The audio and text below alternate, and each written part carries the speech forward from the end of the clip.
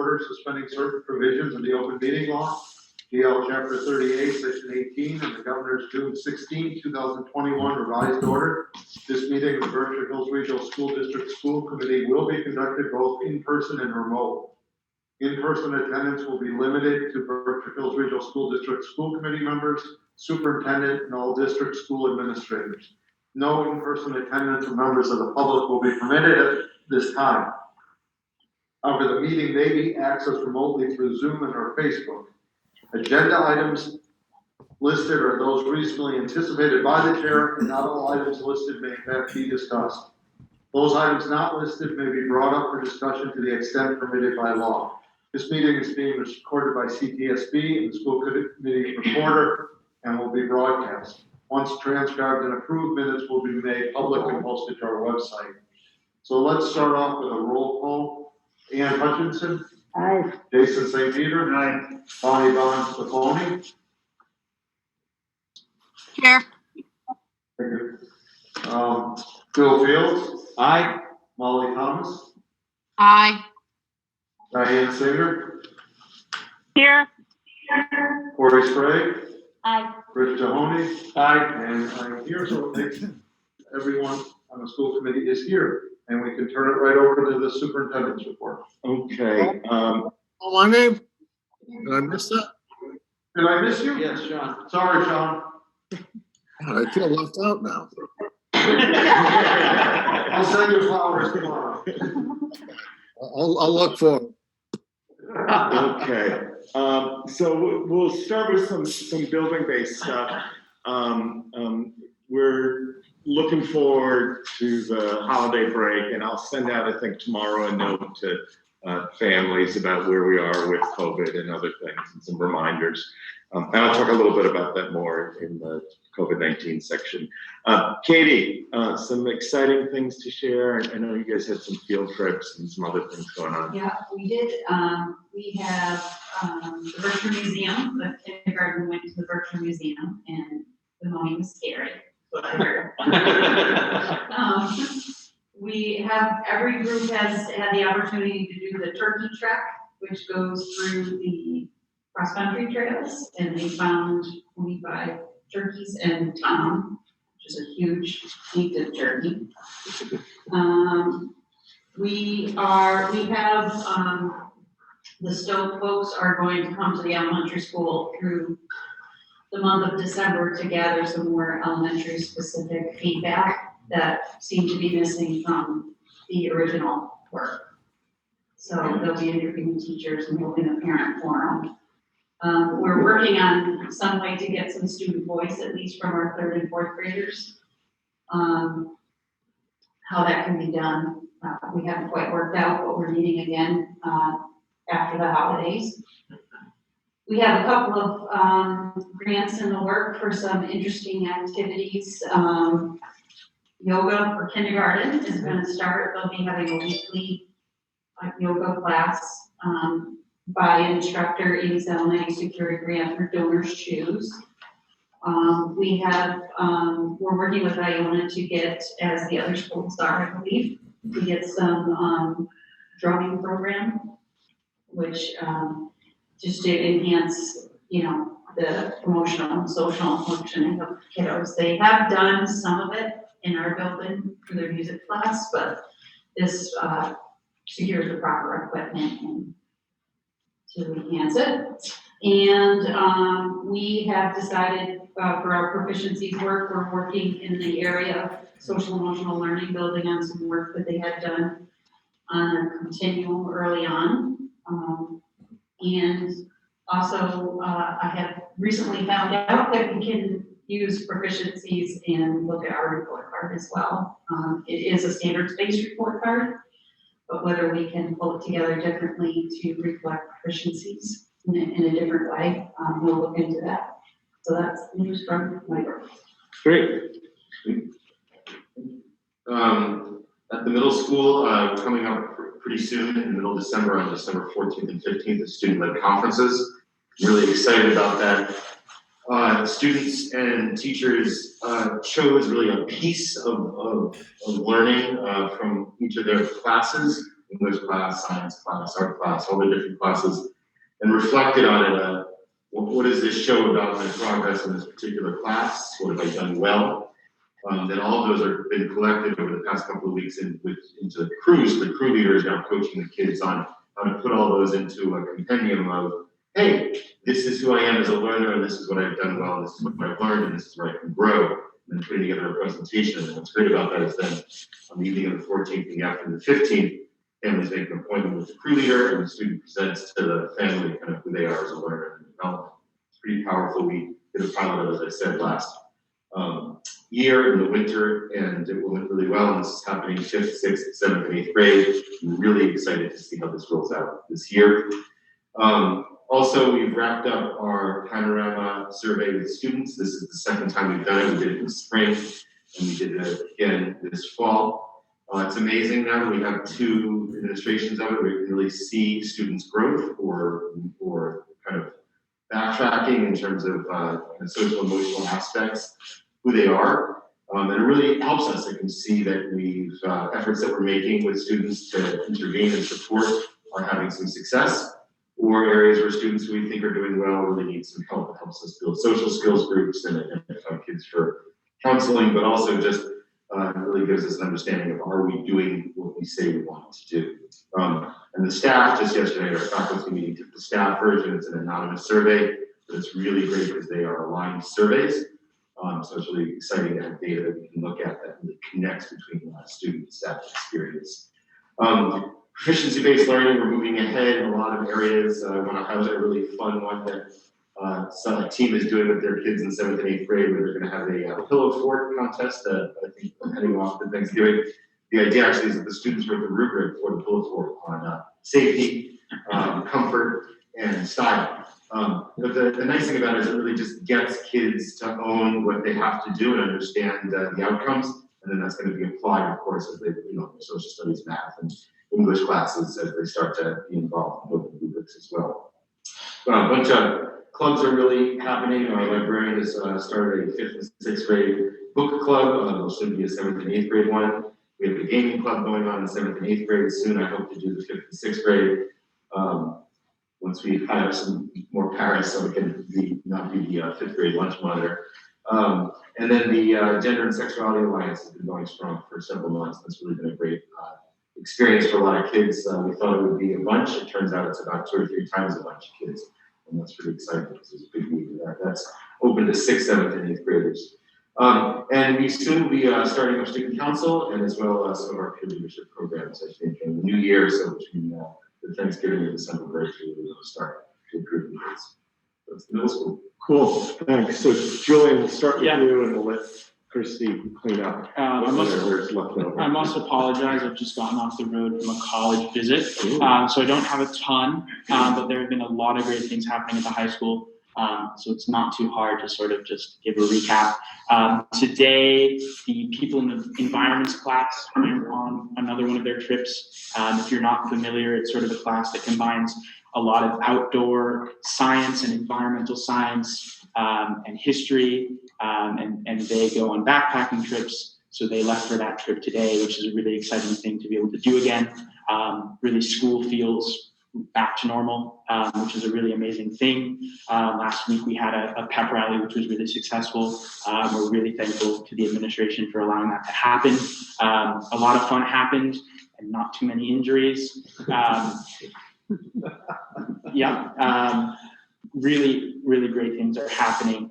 Sports are wrapping up. I think the only team left with competitions to come is the cross-country team. The girls cross-country team qualified for states, I think for the first time in 20 years, which is a really amazing thing. One boy is going to be representing Monument at the state championship, and then the football team ended with a winning record, which is another sort of monumental thing. Girls and boys soccer both did very well.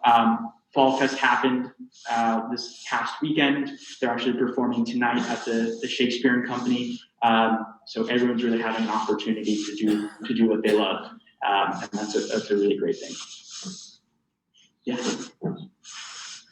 Great. All right. Am I gonna also do the data right now? Because it's not on the agenda, so. Yeah, it is on the agenda, so you'll have to do it now.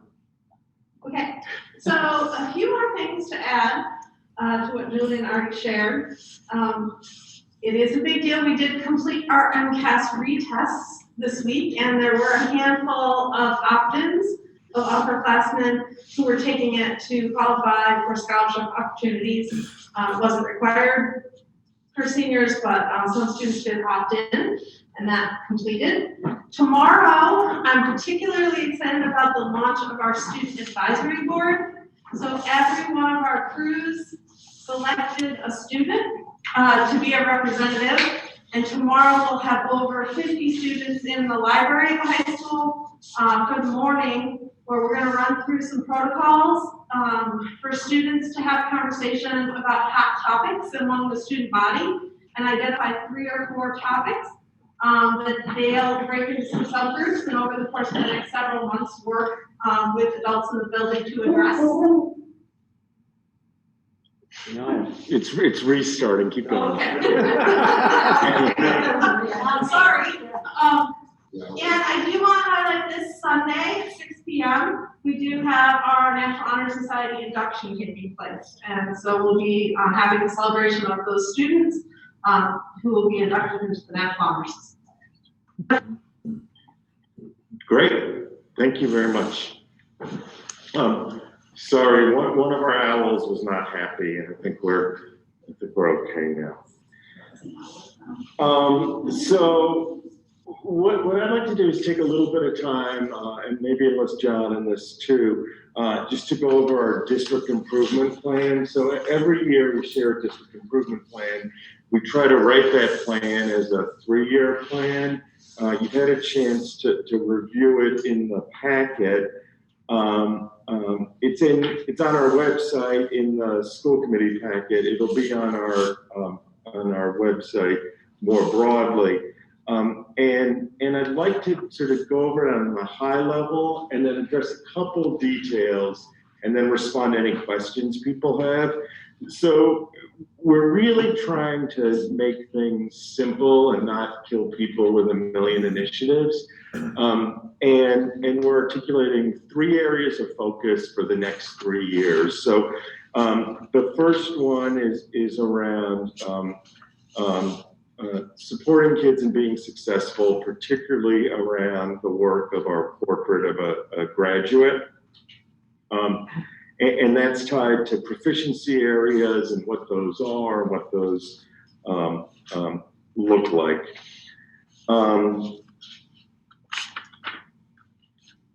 I'll pause there for a sec. I mean, I think there's a lot of good detail here.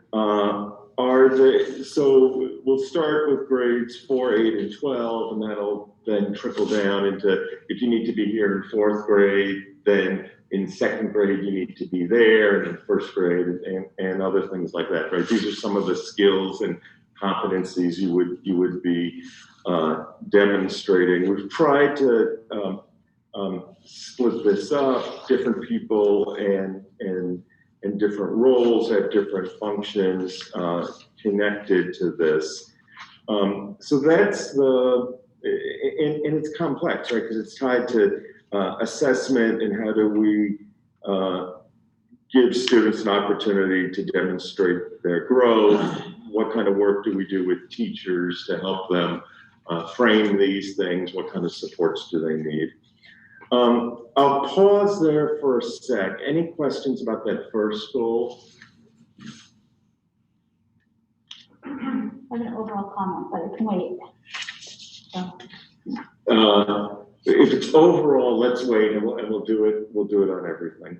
The second one is really around teacher leadership and building a professional culture.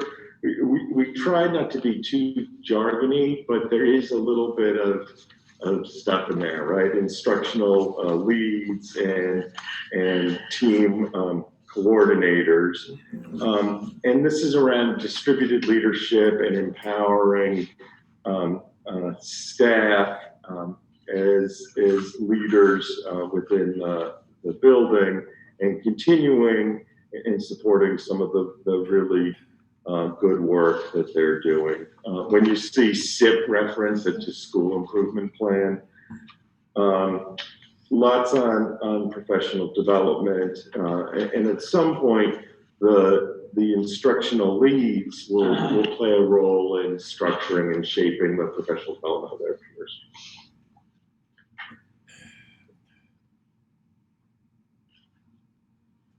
The tail end of this part is also around student leadership and students having voice in it. So I'll pause there for a sec. Questions about that one? I know when we had done the policy about diversity and recruitment, there was a part about inclusion in the student improvement plan. So I understand why it's not here, but I would think for the goal number 2 here, there would be some emphasis on diversifying and development of our professional staff. Yeah, that's fair. It's a really good comment. So let me play around with it. Yeah, no, But it's a good one and a little oversight. Other thoughts on that?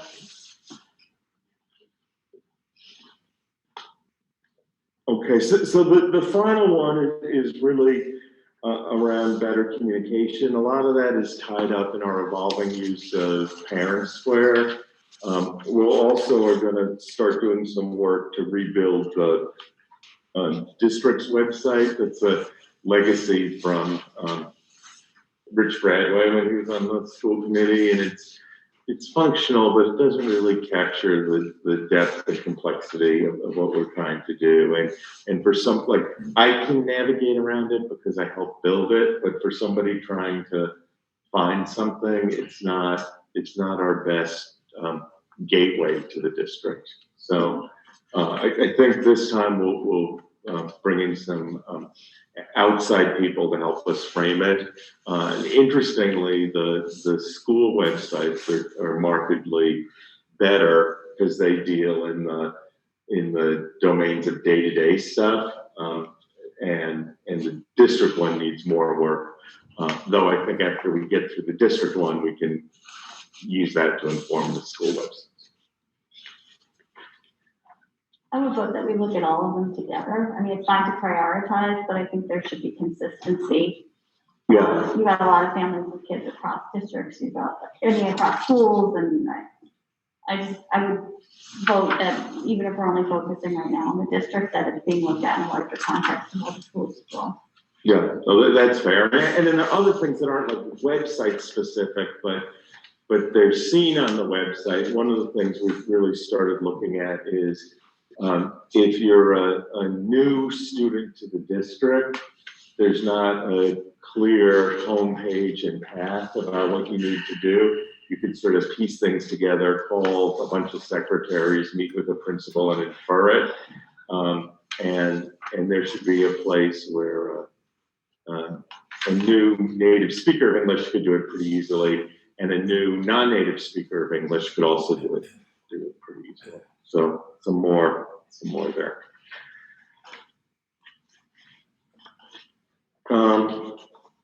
Yeah, so that's where we are. I like Rich's comment a lot on building in some work around DEI and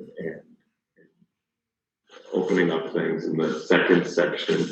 Corey, you had some overarching comments? I think the overarching thought that I had that would be helpful to me, maybe not possible, but the way you've got the columns of activities, responsibility, measurable outcomes, to actually put in there and fit in the initiatives and where the various initiatives that we've got going on fit into these plans.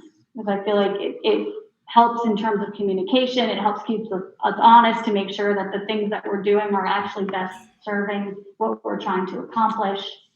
So, things like whether it's STOKE, whether it's restorative justice, whether it's all the different acronyms we've got going on for social and emotional learning. But I think that would help and potentially even allow us to start to, cull if necessary, where where maybe things are duplicative or they're not serving us in this very moment. Yeah, no, I think that's a good idea. I'd like to play around with it a little bit. So from a presentation standpoint, it might be this, so this doesn't seem overwhelming. And then a separate page for each goal where the things are listed. But let me play around and I'll come back to you. I understand, so we're just reviewing the sort of the draft of this, but I'm just wondering, when will we sort of get an update? Because there's definitely a lot of sort of goals that are set for January 2022, or goals that have passed, or things coming up in the spring. So at some point, can you sort of just share how we're doing in terms of progress, right? Because these are all really great goals, but at the end of the day, it's about what we accomplish. Yeah, so presumably the updates are ongoing through the course of the year. And then the shift in the draft annual report is to have a formal reporting on them in writing at the close of each academic year. But that probably means, with the exception of this year, because we're drafting the first version of it, but that probably means in a normal year, October, November. So I think those are the recurring things. I would even be open, and I defer to the chair on this, if I think it's highly likely that every meeting we touch on some of these, but if we wanted to have the 3 goals as explicit things on every agenda or every other agenda, and then we could formally reference them on a regular basis, that might be useful too. And maybe not every meeting, but every other meeting. I don't want to spend all our time reporting out on stuff. I don't think it'd be terribly productive, but some of our time. Would that be useful, or is there a time where we could choose and actually go over the whole plan to talk about where we are vis-a-vis where we had hoped to be? Well, I mean, we could do it too in the context of a meeting prefer. Yeah, we already done that one. Yeah. Please, we did that. And we do have dates within, I mean, January 2022. Okay, within that month, we could say, okay, let's go over the draft of the proficiency areas. We could do that. Yeah, Because that's what Julian is referring to, maybe. Crosswalk it to each meeting, right? March 22. And how, what you said, Corey, where are some specifics under that are being acted on? That's what I think that would give more specificity for each point, instead of kind of, I think what Julian was saying is not just general, but okay, what are we actually doing at this point? How are things, and where is the progress? Yeah, I like that. I mean, I think these line up very nicely, the meetings. So the second meeting in January is good. Look at where we are in relation to this. And sometimes we'll be ahead and sometimes we'll be a little behind. Yeah, cool. All right, that's good. Any other thoughts, anybody? All right, so I'll play around with this and bring it back for another round, and then with a little luck, at the next round we approve it. The principals and their staffs are also working on school improvement plans tied to this, and eventually they'll bring those too. Are these advisory councils, what are they, the parent councils, that by law are the school councils, what they call them? Are they involved working with us too? So I'm assuming you're asking all 3 of us. All 3. I parents for school council, and I've had one parent respond to me after multiple attempts. I've been brainstorming internally about better ways to engage parents in the work at the high school. It's a challenge, but we have some new ideas. But because I've only had one parent respond to be involved, they haven't really been collaborative on our school plan to date. How about the other 2? Have you had? Yeah, our school council's really working on all 3. Okay. We haven't started yet. Okay, great. So the next thing, and this is a short one, And I just wanted to say this publicly and enlist the school committee's support on this. Now that the weather's getting a little colder, some people are a little reluctant to follow our drop-off procedure for the high school at the Muddy Brook parking lot by the greenhouse. And folks are coming up with every possible creative way under the sun to drive their kid up to the high school. The whole reason we implemented this, and I'll send a letter to high school families to remind them of this, was to keep fewer cars coming in and out of the high school parking lot so it would be safer, and particularly so buses could get in and out in a timely manner and our buses could work. So 70% of the people are doing a wonderful job and dropping their kids off at the Muddy Brook lot, and they walk up the hill, and that's fine. We could all use the exercise, and it's good. And 30 or 25% of the people are doing a terrible job and playing games with Sarah Mead, who's there, and occasionally we have a police officer there, driving around on the grass, pretending they're going into the parking lot to park and dropping their kids, and then sneaking out. If your kid is on crutches, drive them to the door of the school. If they built the Leaning Tower of pizza out of toothpicks, don't make them walk up the hill. But short of one of those things, we should be walking up the hill. I talked to Chief Storty, and like, I don't want to encourage him to ticket people who are doing the wrong thing, but that's where I'm at on this. It's a health or safety issue. It's an issue around transportation, and I've got staff people out there standing who are in danger because somebody's driving a 4,000 to 5,000 pound car poorly. Yeah, and I just want to add, at this point, we also have 3 vans that are dropping off our, most medically frail students in some of the school during that time. And there have been multiple occasions that the vans have been parked with their lights on, with the stop sign out, and other people have driven up, dropped students off and driven past the vans. So that's another whole level of. Right. So, and those are kids in wheelchairs or with walkers with like terribly life-threatening, immunocompromised, arthritic conditions. So I think from just hearing that example, I don't see any reason not to encourage the police to ticket. And I think if we were to be ticketing for 2 weeks, I think people would stop pretty quickly. Because I don't think there should be any reason that we don't, right? If people are blatantly not following the rules and are aware that they shouldn't be going up there, I don't see any reason not to ticket people. all right, we're on the same page. All right, yeah. Can I clarify my question? Because there are a lot of early morning meetings happening, and so this becomes a point of debate in my car in the morning. Is there a hard time where it's up until where it's allowed and then not allowed? So my hard times are between the time of 7:30 and 8 o'clock, and no one should be driving in the car to the building. If it's before 7:30, it's fine. Perfect. If it's somebody's coming late because they had a dentist appointment, and it's after the 8 o'clock mark, it's fine. But we don't want people to come late just to skip the hill. Yeah. I make my 14-year-old walk the hill regardless of the time. Thank you for asking. Yeah. Should there be a sign out there that says no student access, 7:30 to 8 o'clock? No parent, no parent. Still, no I don't know what the unauthorized right- access.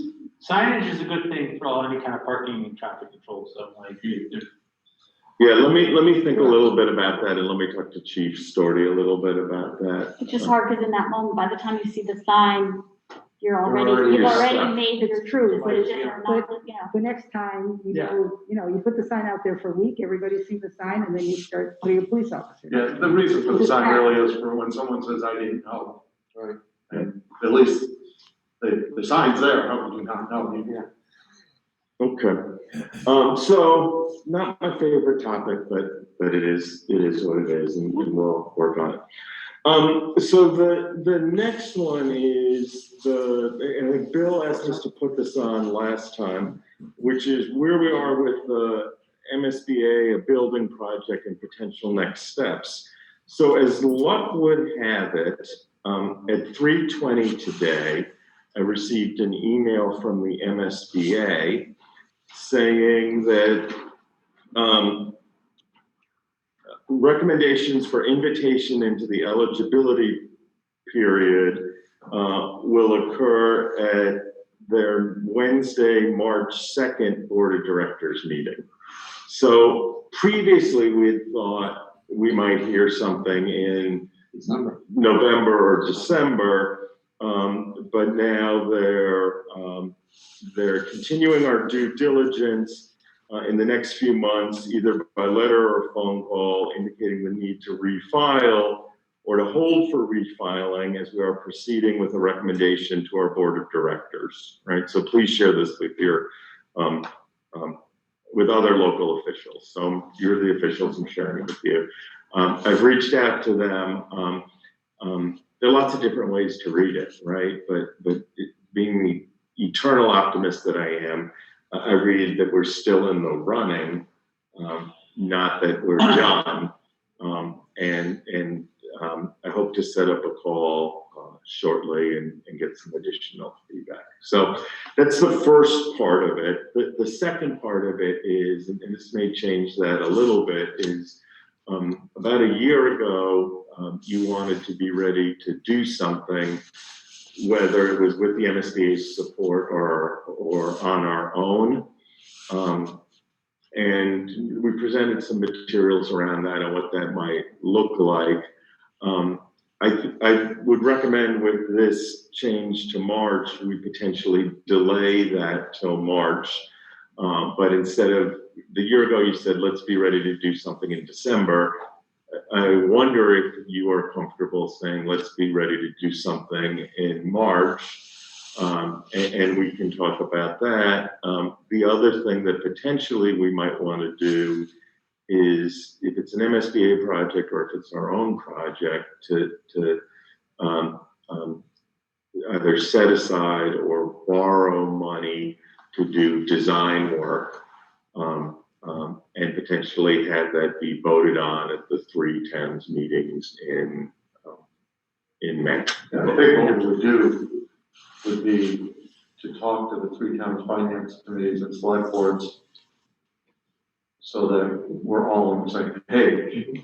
And I think it should be voted on in May, but just see how each town wants to do it, or if they want to do it the same. But yeah, I definitely think it should be on the, otherwise, either we're gonna wait another year, which is not what we want to do, or we're gonna ask for a special town meeting, which never comes out well. No. It costs the towns thousands of dollars, and you never know what's gonna happen at special town meeting. So yes, we should be ready for May, but I think we should also have a subgroup meet with the finance committees and select board when we're ready to talk about how we're gonna frame this in May. Should we do I know I said it last time today, and I never followed up with Jay, should we do a joint Buildings and Grounds Finance Committee meeting over the next couple of weeks? Yeah. To put together the communications plan for them? Yep. And also to, I think what Peter described is kind of where everybody else has been at. That we gotta be ready to go with funding in place for study and design coming out in, next year's town meetings. So, and that doesn't really necessarily line up with the March date. I mean, I think we're gonna, unfortunately, administration is gonna have to put some work into preparing just for that option, either way. Well, we're gonna have to do that whether we go with the MSBA or not. Exactly. So it does really line up. Yeah. Because if the MSBA says yes, well, we're ahead of the game. Yeah. We're ready. And if they say, no, we're ready to go anyways. Now, Rich brought up a couple of meetings ago that this puts a lot of stress on Peter and Sharon. And I would like to see. And Steve too. Steve. He gets some stress, and Christie for that And matter. I would like to see, what can we do to add personnel to help them? And that's something maybe that is not, and we didn't talk about that in our finance committee meeting. and I am thinking about it now, I think it's unfair for just the three of you. And Rich brought it up, and I've been thinking about it, that we really do, and I wanna see this by town meeting, that we're gonna be involved in having people look at a design and having something really to go, no matter March come or whatever, I mean, we're on the road. So Bill, you're right, and we're gonna have to have the John Whitaker role filled. So you're absolutely right, whether we do that as part of the borrowing Right. or not, and actually, this is the time, we're gonna meet with a joint meeting, it's a little soon, that we need advice. Everyone remembers that role was someone who represented both the MSBA and the school district. They had kind of like an inside track, that's how it was set up. We're gonna need that advice sooner than later. But even the consultant side is definite, we may want to do more on the consultant side this time around. But, I don't know if this is what you're referring to, but even in addition to that, do we need some internal staffing? I mean, is it just like additional administrative person that is just the administrative person for this? So that, That's what I would see. I mean, there's just a lot of paper that's gotta move with these guys once this stuff gets going, and, Yeah, no, I mean, meetings scheduled and calls to be made and stuff like that. I It's a huge lift. I think that would be really appreciated because the maybe not so secret is the running and managing a school system right now is like, and teaching in a school system, every role, right? Is being a custodian in the school system and food service in the context of COVID, like people are working very hard, but they're hanging on. So exponentially increasing our workload without a little bit of support would be a mistake. So, I think you should come back to us, you and Karen, with a proposal. Right. And Steve. Well, And Christie. I was looking at just the financial. No. He's gonna benefit from it as he should, but from the financial point of view, we'll put it in next year's budget, do we need it sooner? Is there a line we can use starting in February to fund it until next year's budget's in place? Those type of things. Yeah. Is it possible that by March, we could have, again, Richard, that meeting talked about looking at consultants that are not just school-based, but also who have done public buildings, whatever that public building may be, and looking at having somebody on board by March? That would be the clerk of what was John's title? I shouldn't use his name. Owner's project manager. Owner's project manager, I'm not suggesting him, I'm not suggesting him, but. By March, could we, again, going to what Julian said about being kind of more specific, is it possible that we could agree that by March, this person is in place and we've got some personnel on board? So whatever the decision, we can then go from there and go to the town meeting. No, I would love that, but I think we're gonna borrow money to fund that position. Yeah. As well as to fund The the actual architect engineer to design the thing. Right. But what we might do, and I think we talked about this a couple months ago, is, and then there's a whole like procurement selection process for that person. But in the short term, if we're under the right threshold, we could hire somebody as a consultant to help us advance some of the work and frame the bigger. Maybe this is a little naive, and I also wonder if we hire someone as a consultant well before March, could they help us? Is there anything we can do to help for the March decision? Have we done everything we've done? As someone who knows the inner workings of the MSBA, is there, have we dotted all our I's and crossed all our T's so that we don't come out of that if we get turned down saying, well, we should have done this? Yeah, no, I think that's a good idea. Yeah. And it may be good for somebody else to do it. I may be on the stalker list soon. You probably are. Contact to that office. Yeah.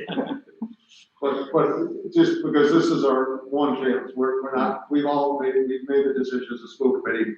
We get turned down this time, we're doing it on our own. Yeah. And so let's make sure we've done everything we can, including attending the March meeting, whether it's remote or in person, depending on what they allow.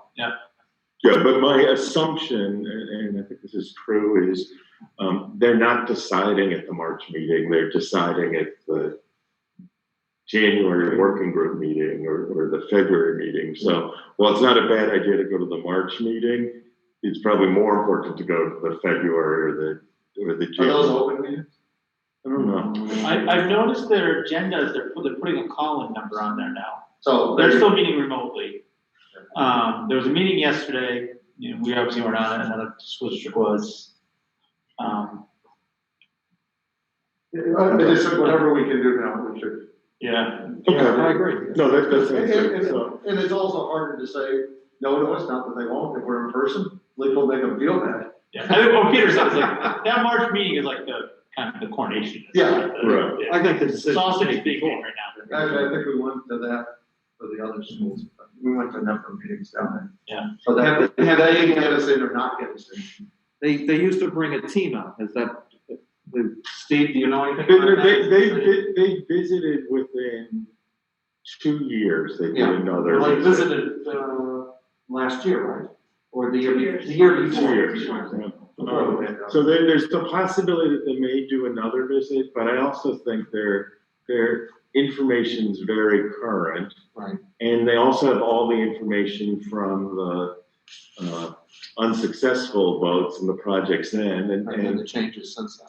and right, and not a whole lot. I mean, Right. Steve has done a lot of work and his guys have been keeping the building going, but not from a project standpoint, not a lot's changed. Right, that's what I was missing. Okay.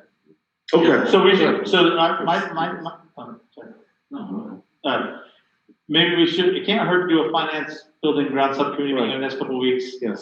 where we talk about fleshing out what it is we're, more specifically, what we're looking for the administration to have ready to go for the Yes. town meetings. But maybe we do better on the idea of hiring a consultant now, Yes. this is not the full stack, consultant now to help us get over the finish line with the MSBA. Right.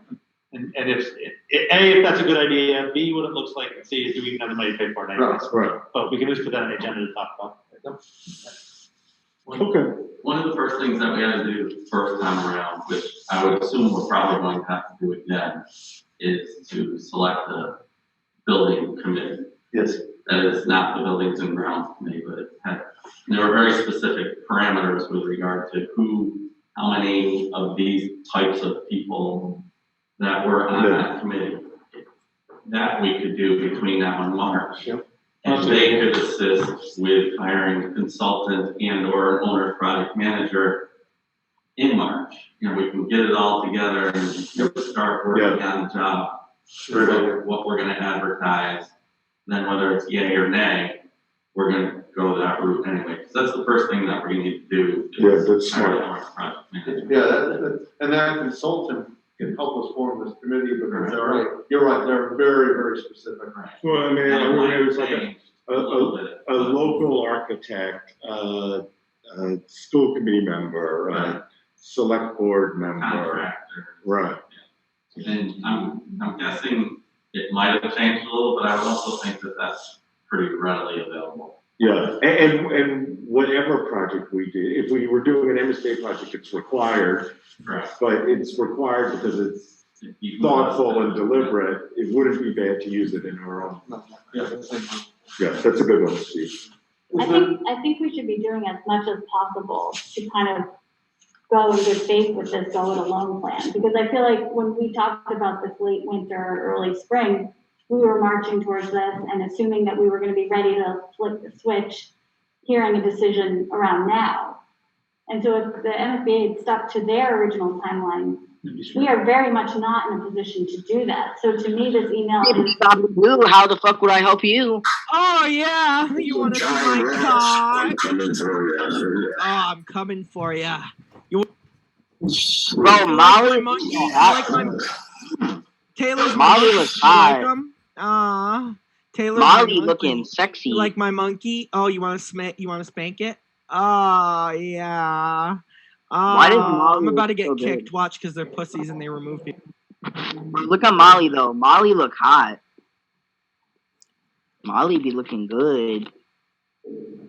Stop muting me. Yo, Molly, what's that number? Sorry about that. I could see that coming, 3 people came in all at once. All right.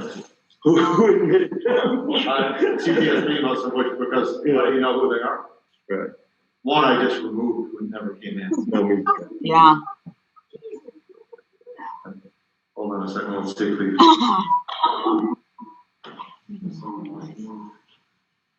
Okay. All right, hard to follow that, but you get my point. Right. Yeah. It's time to go. Yep. Yeah, it's time to move on. It's on. Yeah. Okay. So the next one, and I think this will be really interesting. So, and Chris, if it's okay with you, I'll give a little context and we'll transition to it. We're the 9th grade team and the 9th grade teachers are working really hard to support this initiative there, right? The de-leveling, the reconfiguration of stuff. And part of what we promised we'd do is report back regularly to the school committee. So Christy's gonna share one cut of data and she'll give context for it, explain it, and we can have a big conversation about it. And that'll be a piece of it. And then subsequent data will include some student responses to how things are going, right? So tonight we're at like 20,000 feet structural stuff.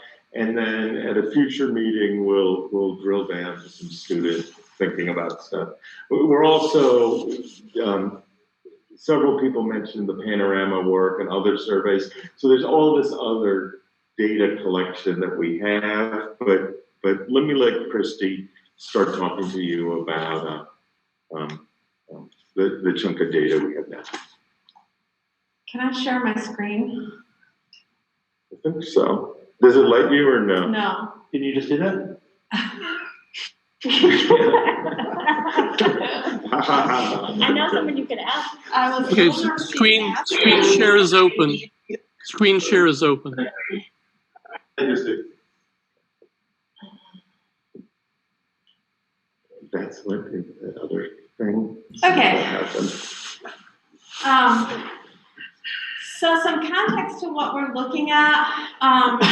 We decided in preparation for the end of the first quarter, we wanted to look at enrollment data when students were signing up for honors and college prep courses. And what we did was we pulled that information for the past 3 years. And we pulled all of the demographic information for the students from 2018 through 2021.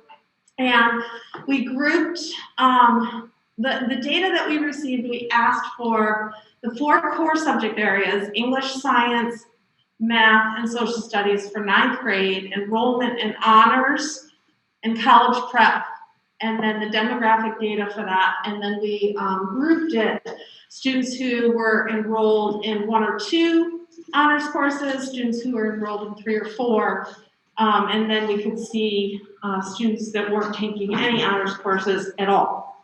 Again, just the 4 core subject areas.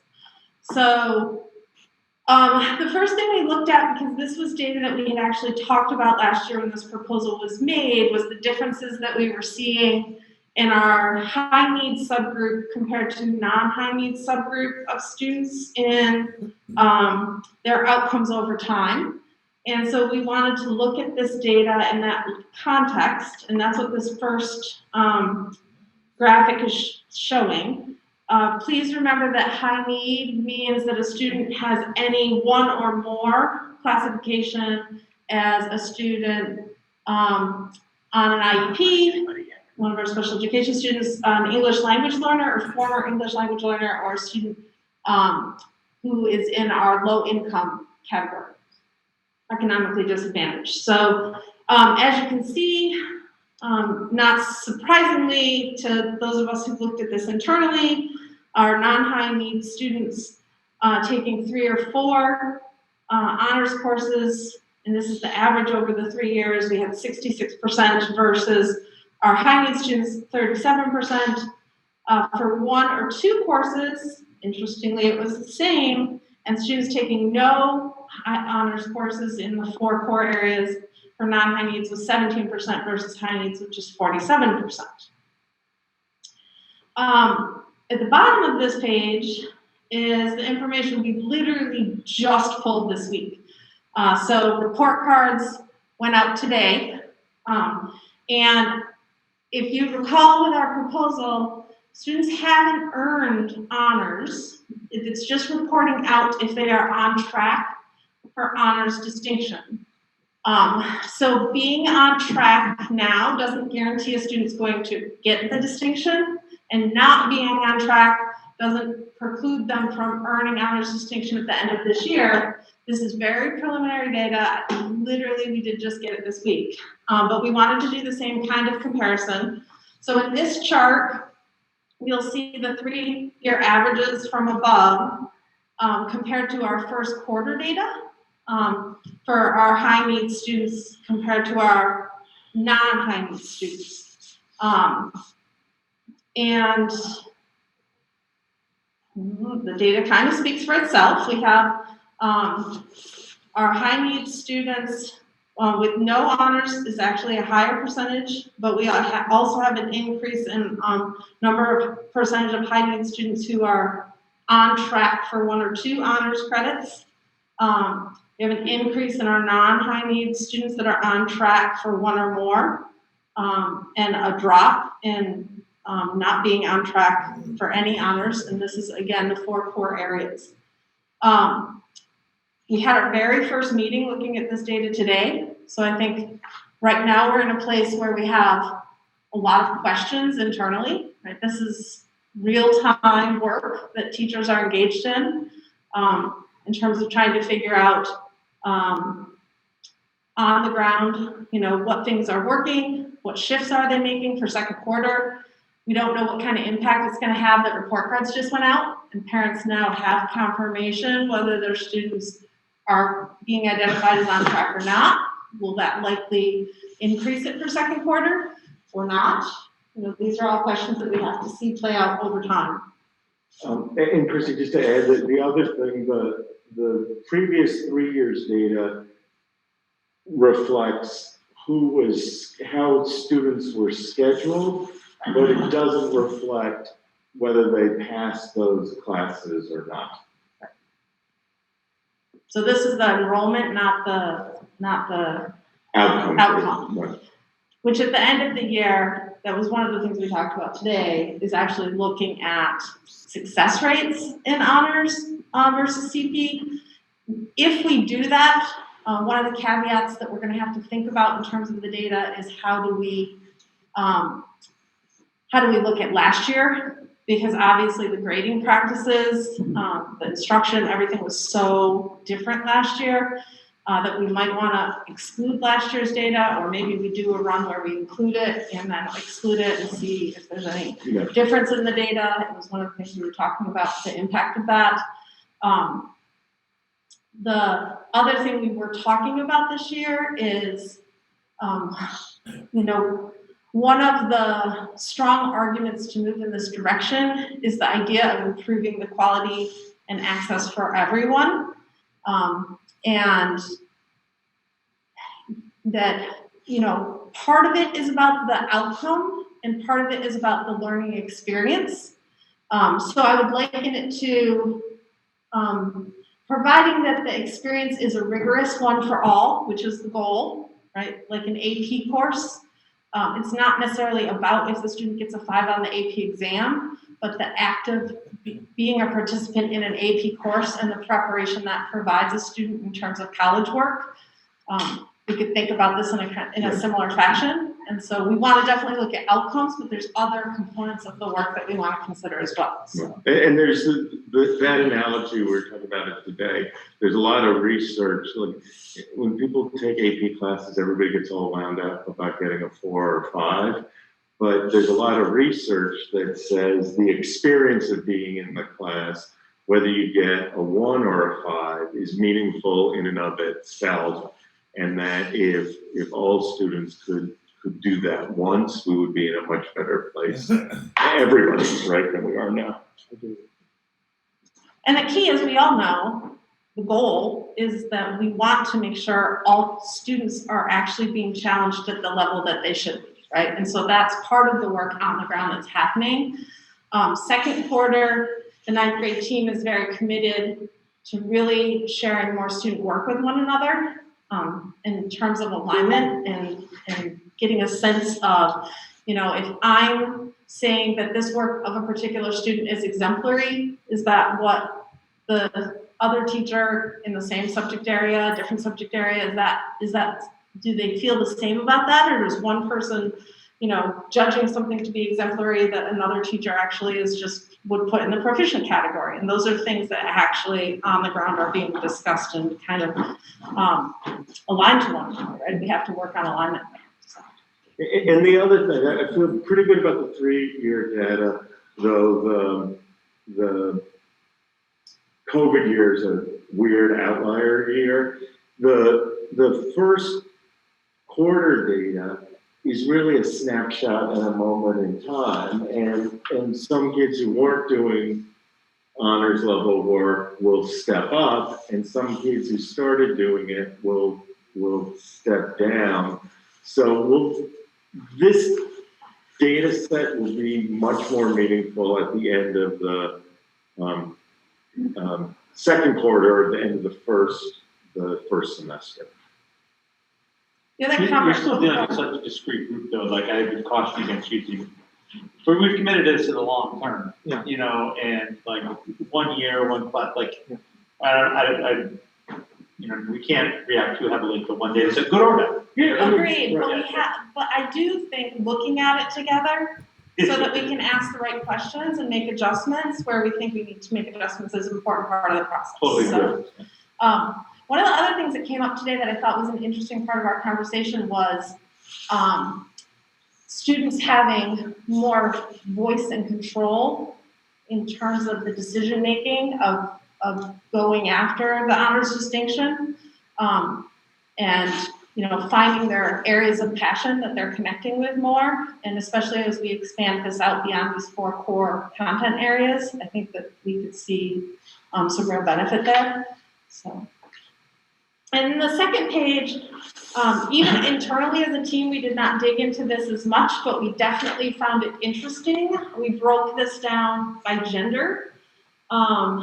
And so we have at the top high needs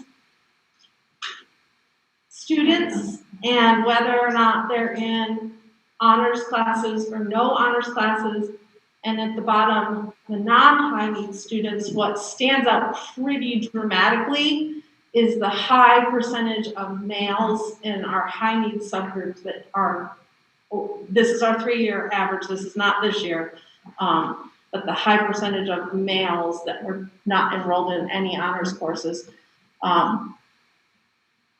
We talked a lot internally about the connection of student behavior and the impact on placement in courses, that it oftentimes is not about academic ability, but the student's ability to regulate and be compliant. And it's, you know, that's just my projection, so yes, sorry. I mean, I think just to add though, I mean, I think this is a societal, I mean, countrywide, I mean, just seeing the recent data for college, I mean, 60% of college students are women now. Yeah, men, so I think it's a systemic failure regarding this, for that's been going on for decades, to be honest with you. I think it's just manifesting in our schools, but I think it's happening, obviously, countrywide. Well, I think part of it too is traditional academic success often aligns with compliance, right? So having a better definition of what demonstrating mastery looks like may make room for people who are less compliant to actually show that they're getting it and that they're doing interesting things with it.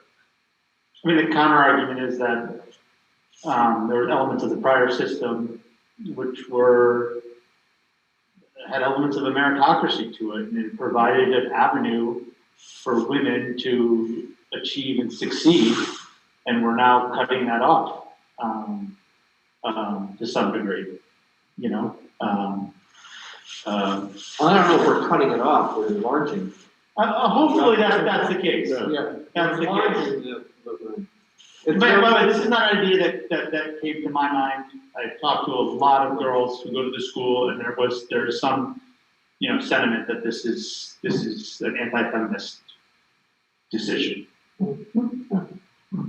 I just have one procedural question. You made a comment about how there might be an increase when report cards come out. Is there a way to see on Power School throughout the quarter that you're on track to earn honors, or is it sort of you're having to do your own calculations? If I have these grades and I'm sort of doing this well, that I might earn it. So it's not grade-based, it's feedback-based, so it's only from the feedback the teachers are providing to students connected to work that's But it, been indicated as. But a student is regularly updated throughout the quarter. By the teacher, yes, if you're a ninth grader, you might do in the course of the quarter 4 projects that are around this, and you would get feedback on those 4 projects on a regular basis, and you would know if you're on. And that feedback is in a system like Power School that all stakeholders can access, not just sort of a teacher to student conversation that might not be making it back to the house.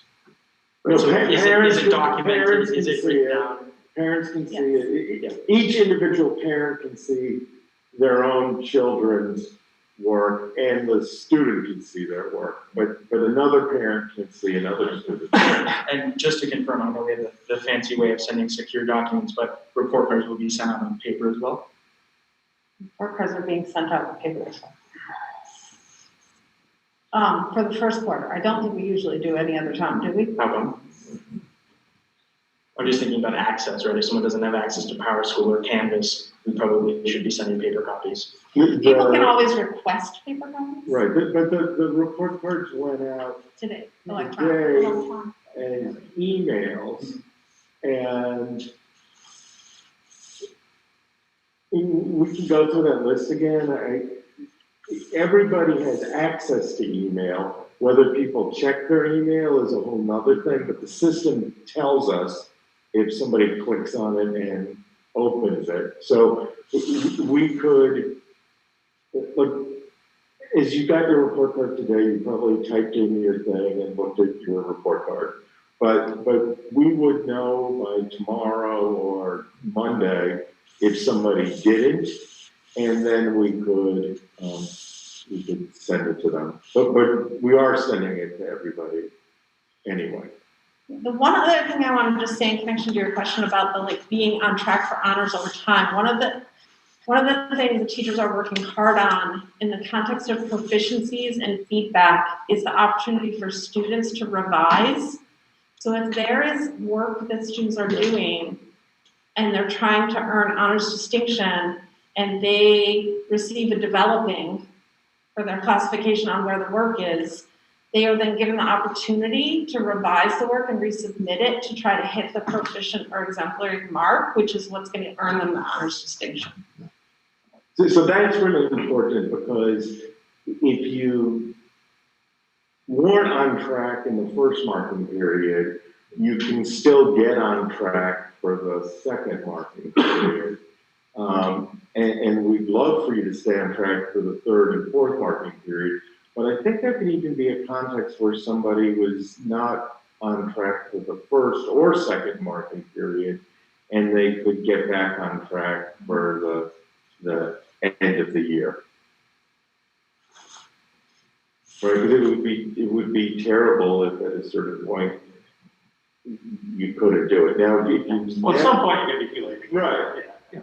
And that's actually the conversation the ninth grade team is having, and the context of this work is always about growth mindset, right? We want to reinforce students' growth and learning. And so, yes, at some point, the door has to be closed, but what is that point, right? Yeah. So,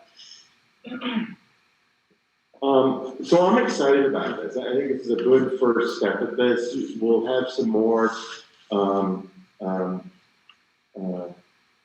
student-based data on some surveys, there's anecdotal stuff that pops up all the time. This is very much a work in progress, and we want to continue to make shifts and adjustments throughout the year. Yes, this is student surveys, ninth grade specific student surveys are going to be happening in December, beginning of December, so that we collect some data from students themselves on the experience that they're having.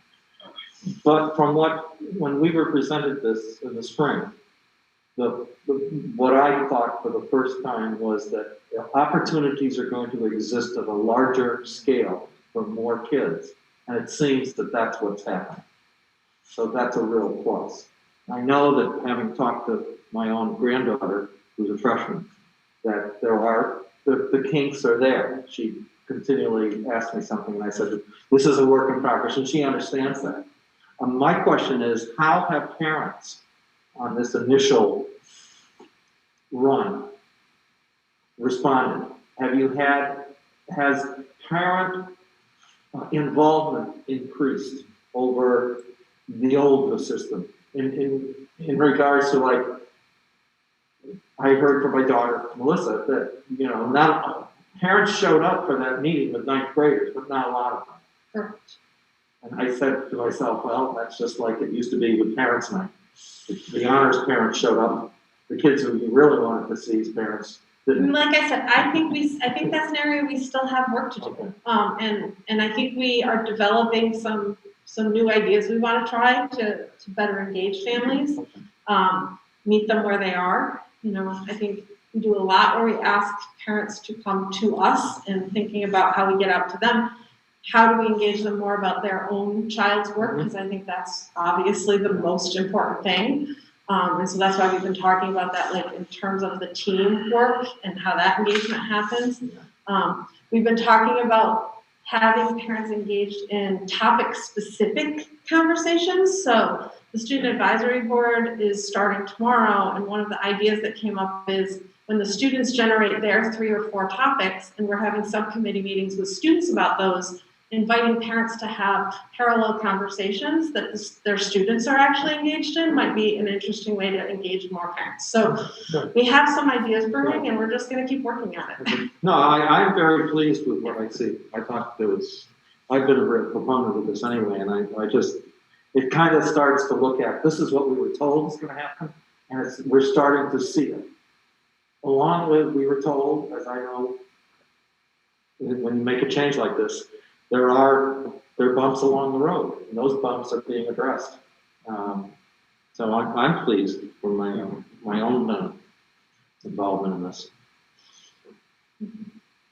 I mean, yeah, an interesting side topic when you do your surveys of students is something I never wrapped my head around here is like how important, or not important, it's a better word, how probative is student surveys?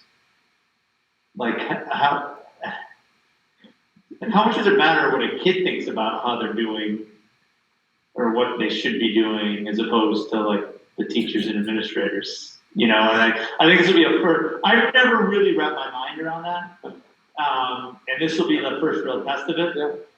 I mean, 90% of the academic things I did in high school was against my will because my parents made me do it. And in retrospect, I'm happy they did. Yeah. You know what I mean? So a survey of 15, 16-year-old Rich Mahoney would have rendered you no good data.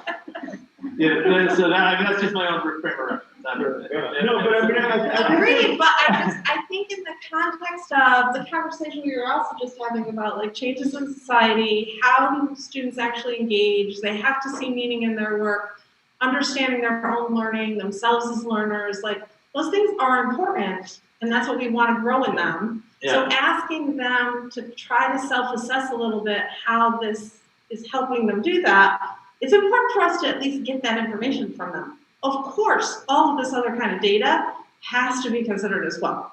Yeah, and students won't sugarcoat it, as I'm an example. It's like, I'll be bold and I'll be blunt. So I think the way to find the truth about a lot of situations is to ask students. And you may have people that, please, promise me that it won't be a 60-question survey. I don't get anything out of that. But there will be students that are thoughtful, and I think those students will shine light. And I just, go ahead. No, you guys. I was just gonna say, on the student thing though, I would say, since you are asking them, and since we are saying that this is something that we value and is important, they are going to have to see that their input is eliciting a change. Right. Or else we have set up a broken system. Right. Agreed. Um, Which is why I'm so excited about the work we're starting tomorrow. Because we've been surveying, but we haven't been engaging and actually addressing things that students have been raising. I don't question the quality of the surveys or the authenticity of the answers. It's more like, what value is the perspective given? You know, I don't know, it's a theoretical thing for me with education. And there's a huge change in kids from 9th to 12th grade, Right. huge. So it's very hard for most 9th graders to assess themselves and their learning. But if we start asking them, and they're gonna grow anyway, no matter what we do, they're gonna grow anyway. But I think you learn more and more and more as you go into 10th grade or 11th grade. And what Ben is doing in the middle school with his staff and the students, they're more used to this now. And we're gonna see it more next year, because he's doing this at his level. He's asking kids, you have feedback, there's feed in, we want you to do that. And I can understand if Rich is right, because I lived through the era where, yeah, I told you to do your homework and you never did it. But you know, it's gonna change for me, just as a former teacher, to see, okay, in some classes I did that, and a lot of us, like in social studies, we always did that, but in other subjects, that wasn't the context. So it is important that the kids see that there's, okay, my observations count here. And that's all part of the better ideas that we started in 2017. Because I saw that as student voice is very important, so. So two things, the survey for the 9th graders is 14 questions, and a lot of it's on a Likert scale. There's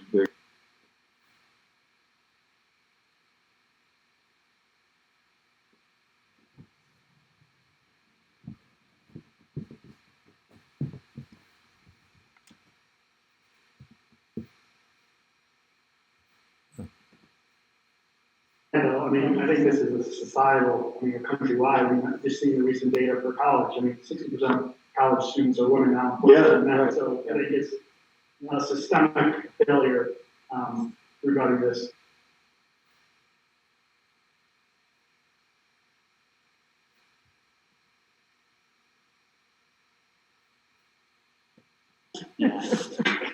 Technology is great though, my daughters say, because now they track the kids. Oh, yeah. They know exactly where. No more of these days when they said, oh, I'm going to Friendly's, Mom. Yeah, I lived through that one. Yeah. Oh, I'll be at Friendly's. Friendly, always friendly.